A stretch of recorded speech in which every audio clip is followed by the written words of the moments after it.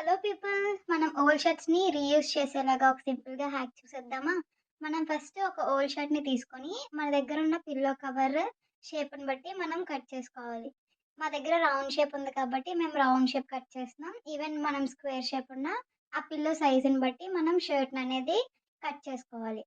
చేసుకున్న తర్వాత మనం షర్ట్‌ని స్టిచ్ చేసుకోవాలి షేప్‌ని బట్టి.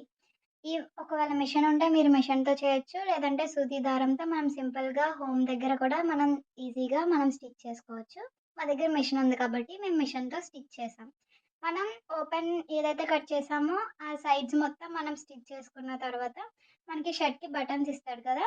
ఆ బటన్స్‌ని ఓపెన్ చేసుకొని మనం పిల్లో కవర్ అనేది లోపల పెట్టుకొని మనం ఈజీగా బటన్స్ ఏసుకొని పిల్లో కవర్ తయారు చేయొచ్చు.